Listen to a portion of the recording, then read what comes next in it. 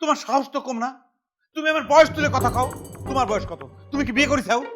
ভাইজান, এই লোকটা তো আস্ত বেয়াদব। হ্যাঁ, আমার বিয়ে করবার আসবে, তুমি আমার বড় ভাই, তোমার তুমি তুমি করে করছে। সমস্যা নেই নুরজাহান, ওই লোক আমার চেয়ে বয়সে বড়ই হবে। এই আবারও কিন্তু উল্টে পাল্টা কথা বলি কিন্তু হবি না। বয়স কার বেশি? দাড়ি তো অর্ধেকের বেশি পাকা। জন্মসাল কত? কত? আমার বয়স হিসেব তোমাকে আমি দেবো না। তোমাকে বারোই যেতে কিছু চলে যাও। আর আমার বোনের বিয়ে নিয়ে তোমার সাথে আর কোনোই কথা হবে না। তোমার সাথে কিটা কথা কবে যাচ্ছে তোমার বোনের বিয়ে করার জন্য? আমি করছি তোমার বোনকে আমি বিয়ে করব না। তোমার বোনকে আমার পছন্দ হয় নাই। সে মেকআপ দিয়ে তার চেহারা ঢাকিছে, তার আসল চেহারা এটা না। আমার বোনের মেকআপ দিয়ে সুন্দর হওয়া লাগে না রে। ভালো ডাক্তার দেখিয়ে চশমার পাওয়ার বদলাও পুরো। তুমি কিন্তু আবার কিন্তু আমার বয়সের দিকে ইঙ্গিত করছিস, সেটা ভালো হচ্ছে না কিন্তু। তার বয়স নিয়ে কথা করার কোনো দরকার নেই, সে তো একজন নাবালক। আর তাছাড়া এত দামি একজন পাত্র। বকু সাহেব, আপনি তাড়াতাড়ি এখান থেকে চলে যান তো, না হলে পরে দেখা যাবে জোর করে আমি আপনাকে বিয়ে করে ফেলাইছি। দেখো, টিটকিরি দিয়ে নাবালক কলি হচ্ছে না। আমি নাবালকও না, আবার বুড়েও না। আমার যা বয়স তাই। আমি তোমাকে বিয়ে করব না। তোমার থেকে আমার পছন্দ হয় নাই, এটা হচ্ছে ফাইনাল কথা।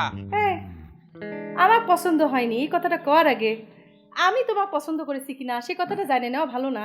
বুড়ে কইনেকার যেই না চেহারা, নাম নিছে বকুল, আসলে তো ঝরা বকুল।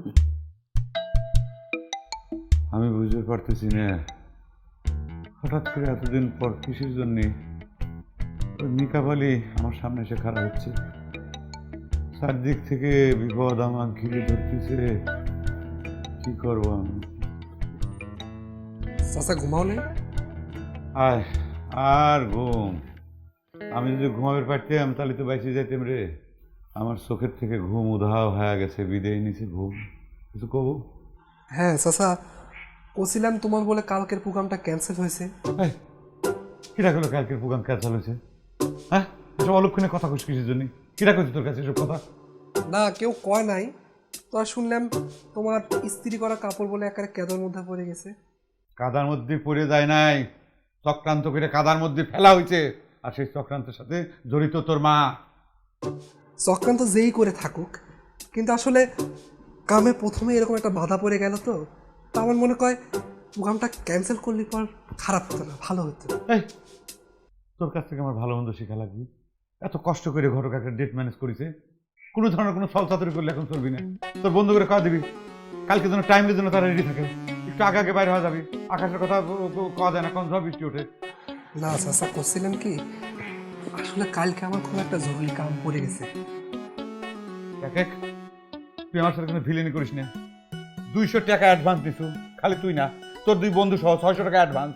তারপরে কি চাটমোহর বাজারে আমি তোকে গুল্লা কিনে খাওয়াইছি না? আধা কেজি করে গুল্লা, এক এক কেজির দাম কত? সেই সব টাকা কিন্তু ফেরত দেওয়া লাগবে।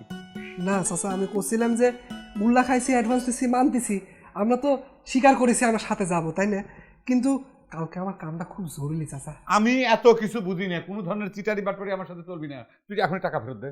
3 দুগুণ 600, আর মিষ্টি যদি তোর আধা কেজি করে 1.5 কেজি হয়, তাহলে এবার কম করে নিলে পরে 300 টাকা। এই 900 টাকা তুই আমাকে ফেরত দিবি, এখনই ফেরত দে। স্বীকার কর, মার মতো আমি বুঝতে পারতেছি তুই তোর মার ষড়যন্ত্রের সাথে লিপ্ত হচ্ছিস, তাই না? একসাথে আমার বিরুদ্ধে ষড়যন্ত্র করে তো করে কি লাভ রে?